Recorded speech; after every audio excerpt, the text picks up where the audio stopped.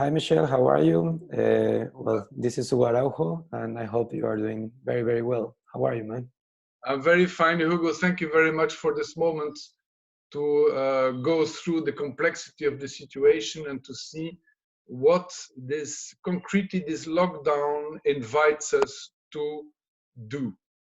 Slowing down.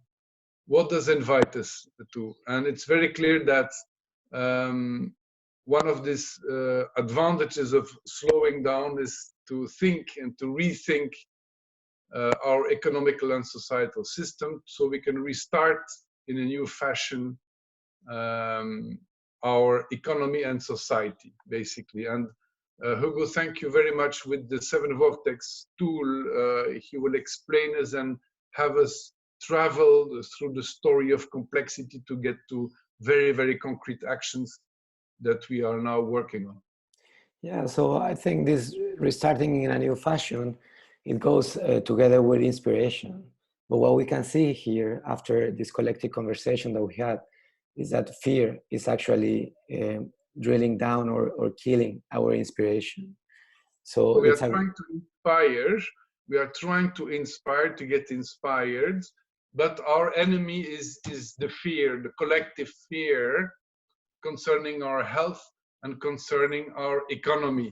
So these negative emotions are economy and money, of course, losing money, losing jobs, losing capital. So this fear is against this inspiration. So basically we have to find a way to inspire more and better. This is the game. So now, how do we do this? So, for example, when we see fear, it's also affecting us in terms of health, right? Our anemic state is very, very important. And health, it's what gives us energy. And this energy also strengthens our immune system. So health is one of these very specific parts in the lockdown that we have to take care of. And let's see what we have also in terms of purpose. The connection here between health, the physical health, and the mental health, the psychological health. So if you go back to the health bubbles, you see very clearly the connection between the impact of psychology and positive emotions or negative emotions on physical health, which means on vulnerability or not to become ill because we don't have the vitality inside this lockdown. You see, mental and physical. The emotions have an impact on psychological and mental health, which have an impact, direct impact on physical health. Yeah, and what about the money, for example? Why is so important for us? I think we are having this problem of not being able to work, not knowing the future, and this gives us a lot of fear, I think, as well. And this fear goes directly to the people and to the SMEs, right? Yes, money is like the facade, and it makes us afraid. It enhances the fear, as we are a slave, become enslaved of as a system that is today questioned. That's why. And money is also a projection, psychological projection of if we have money, we are in security, which we know now it's not true. Yeah. We see very wealthy people becoming ill and their whole world is collapsing. So you're not in security even though you have money. So it's a false lure. So we have to be able to go beyond that. This is where resources, this is where the game comes in. The real issue is resources. Where do resources come from? From the earth, from the planet, and the energy behind it. But we have to be able to develop discernment on what and its connection. It's connected to discern where are the true resources. True resources is intelligence, is time, is space, is earthly resources, land, and this is much more important than money actually today. What about opportunities? What kind of opportunities we can see here? Well, actually, this is the whole game. There are two pieces, two faces on the same piece. And a big challenge means big opportunities. We have seen it in all wars and big catastrophes in the history of mankind. Out of that emerges always very large opportunities and very large new innovations. So the challenges and the opportunities are the same piece, actually. So basically what we have to find is, but we have to be able to have the right perspective to see the opportunities and what will, let's say, make it happen. Ethics and governance and awareness and discernment are the keys to make those opportunities alive. But we need also very well to understand the context. We don't have to be naive. Yeah. And the risk attend. How can we explain, for example, the risk in these kind of situations? For example, and if you want to rethink a system, the biggest risk, I mean, for us, for our group, is misunderstanding, that we disconnect, that we have a discussion disconnected from reality and from context. So we have to be able to use a language that everybody understands, and of course, to reconnect, and reconnect especially with the establishment, because the establishment will not want another system to be implemented at all, because they are afraid to lose control, afraid to lose their rents, and afraid to lose their power, of course. So basically we will have to do together, and the thing is that the establishment also is terrified. They're afraid too. So basically their fear is making them vulnerable.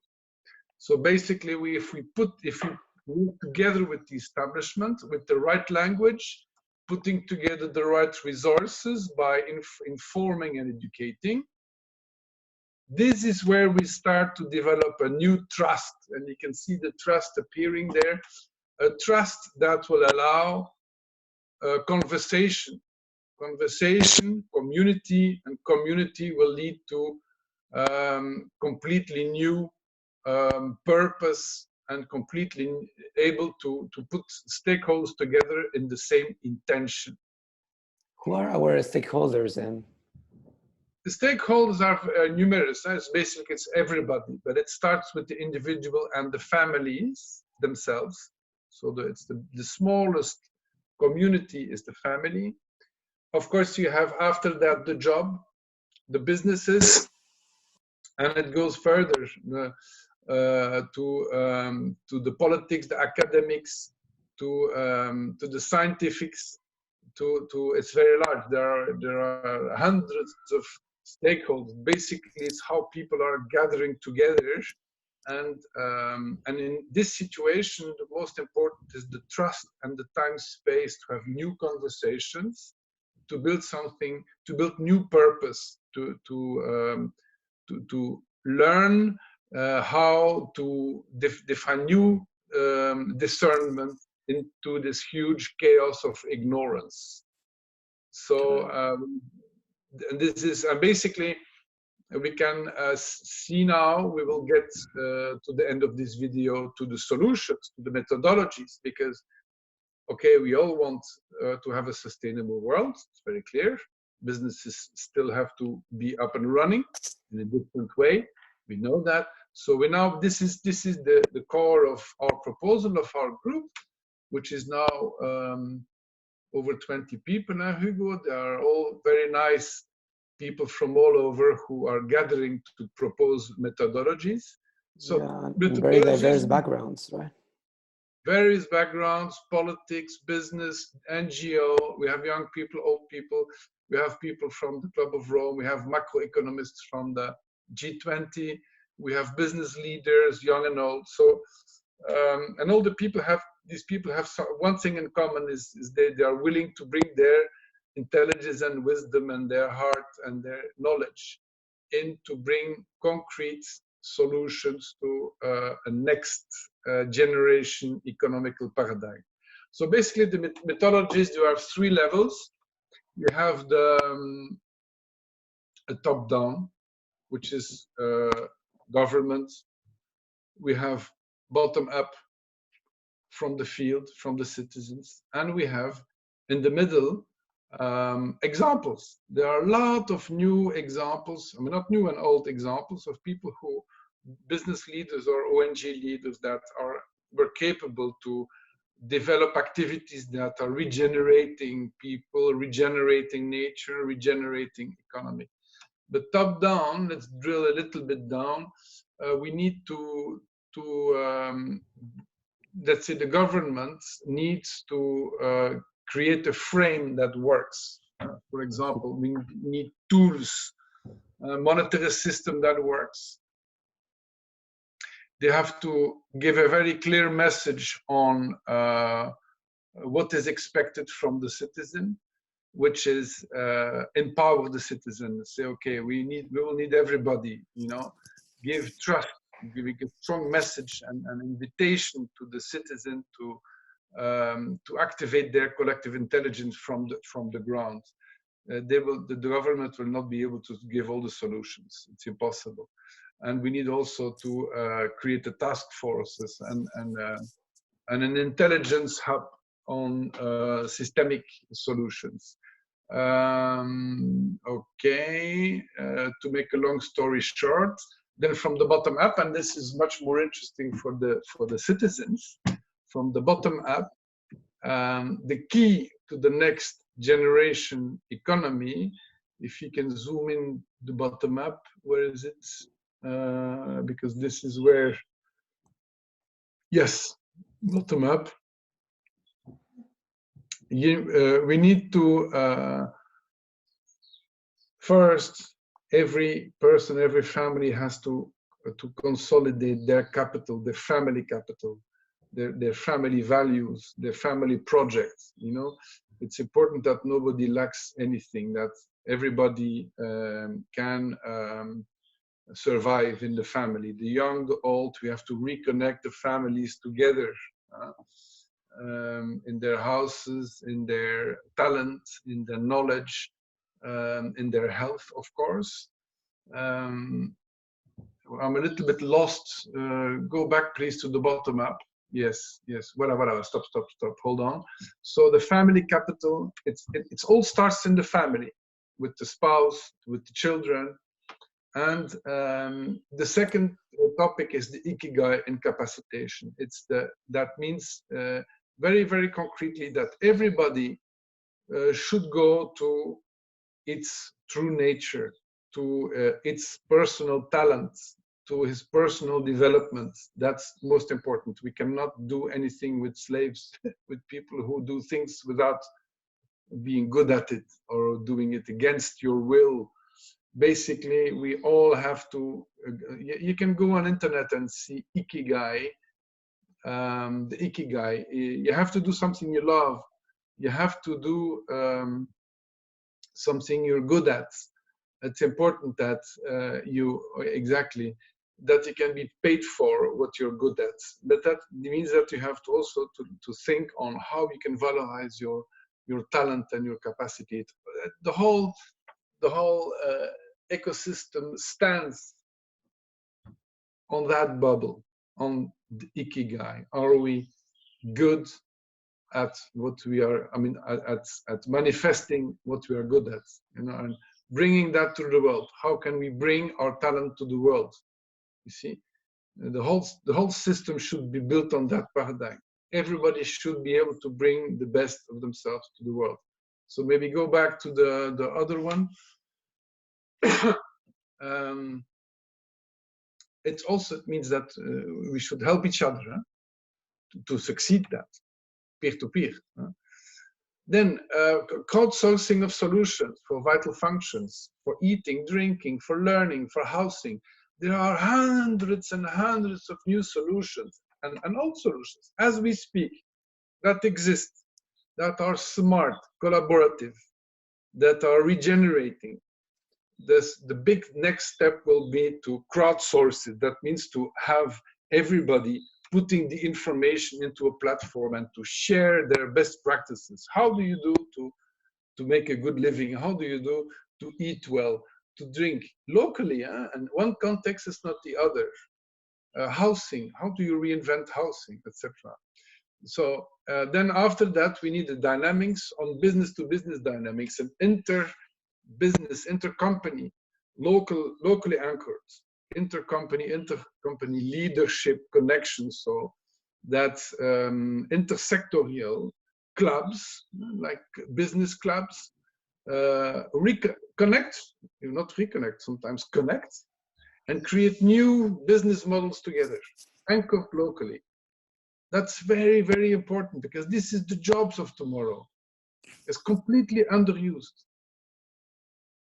Okay, and then the local education and co-entrepreneurship. We use it in the extrapreneurs model. It means that together with those companies, together with these coalitions of companies, people, citizens that are maybe out of jobs, create new activities together with the local authorities and together with the local companies, you see? And new connections, like you are showing us, Hugo, making new connections, making new jobs. And you need, therefore, stepstones, the roadbooks, and these roadbooks are ready. So the local territories, the cities, the villages will be able to roll out those roadbooks, because we have a lot of best practices in the world that survived in times of crisis, like in Argentina, in Venezuela, and Cuba, and after the war, in our countries too. So we have a lot of experience with territorial construction, reconstruction. Basically now, we will deliver roadmaps for that. So you see? Well, it seems that we are all natives, right? So we should all act in our own territory. Yeah, local, bottom up.